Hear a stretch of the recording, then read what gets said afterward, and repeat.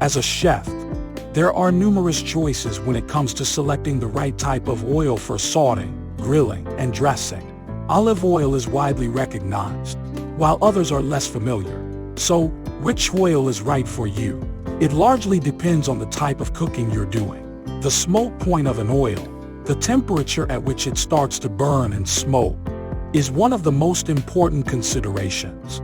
If you heat the oil beyond its smoke point, not only does it harm the flavor, but many nutrients in the oil will be destroyed and the oil will release harmful compounds called free radicals.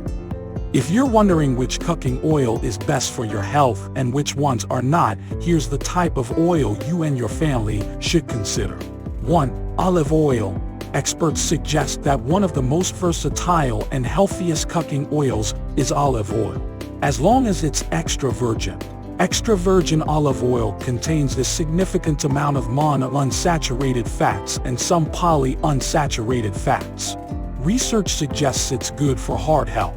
Olive oil has a relatively low smoke point compared to other oils, so it's best for low to medium heat cooking. It's also one of the best oils for baking. Some recommended brands of extra virgin olive oil that have passed the test include widely available names like California Olive Ranch, Colavita, and Lucchini. 2. Vegetable oil. The term vegetable oil is used to refer to any oil sourced from plants, and its healthiness depends on its source and intended use. Most vegetable oils on the market are a blend of canola, corn, soybean, rapeseed, palm, and sunflower oils. Winandy suggests, in general, I recommend people use olive oil whenever possible instead of corn or soybean oil. She says they're not necessarily bad for you, but you'll get more benefits from olive oil. However, vegetable oils are refined and processed, meaning they not only lack flavor but also lack nutrients because the processing has exceeded the heat tolerance, resulting in fewer nutrients. 3. Canola oil. Canola oil comes from rapeseed, a flowering plant, and contains a significant amount of monounsaturated fats and a moderate amount of polyunsaturated fats. Among all vegetable oils, canola oil tends to have the least saturated fat. It has a high smoke point, meaning it can be useful for high heat cooking. In the US, canola oil tends to be meticulously processed, meaning it generally has fewer nutrients. Cold-pressed or unprocessed canola oil is available but can be hard to find. 4. Butter. Butter is a great option. It's not as unprocessed as extra virgin olive oil but has a higher smoke point, meaning it can be used for higher heat cooking and is great for sautéing. It doesn't have much flavor, making it a good cooking option. Butter contains both monounsaturated and polyunsaturated fats. It has the highest monounsaturated fat content among cooking oils, as well as vitamin E.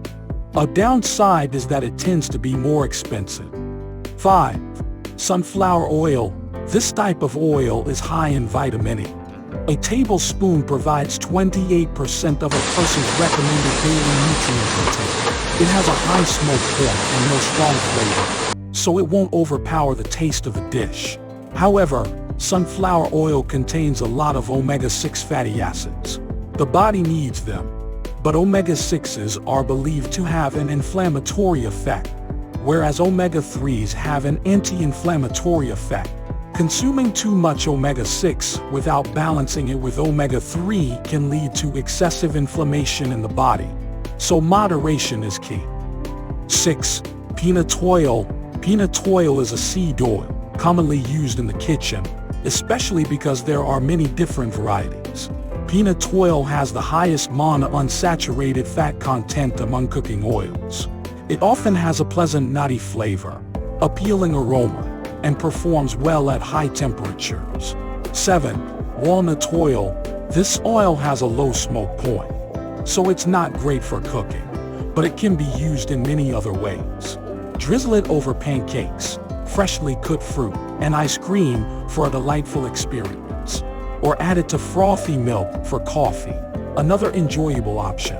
Walnut oil has a good balance of omega-6 and omega-3 fatty acids, helping to control inflammation.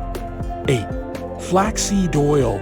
Flaxseed oil is rich in omega-3 and has a very low smoke point, meaning it shouldn't be used for cooking.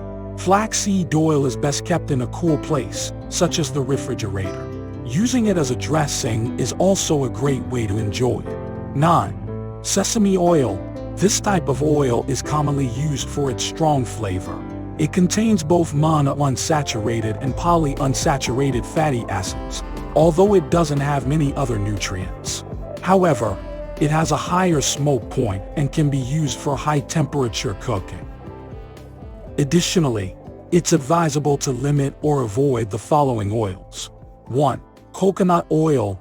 This oil is currently controversial.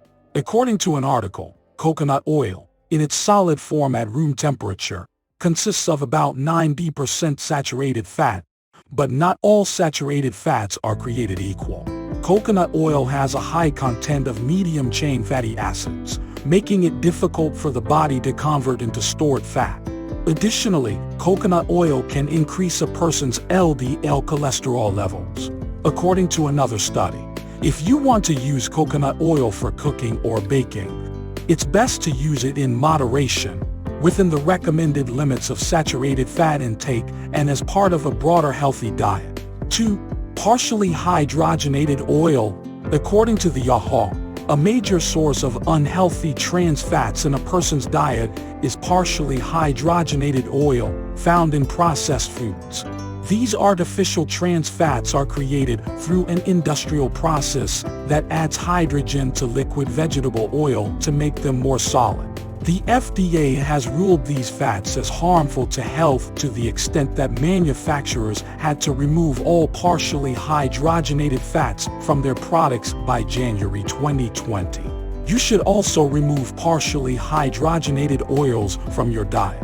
Palumbo advises, people should avoid partially hydrogenated oils containing trans fats. They help extend the shelf life of a product, but are detrimental to human health. 3. Palm oil. Research shows that palm oil includes almost equal amounts of saturated and unsaturated fats. According to the Harvard Health Publishing, because it's semi-solid at room temperature, it's often used in processed foods instead of partially hydrogenated oil. And that's not necessarily a bad thing because it contains less saturated fat than butter and no trans fat. However, palm oil isn't a suitable option for cooking, especially when you can easily opt for oils with lower saturated fat content.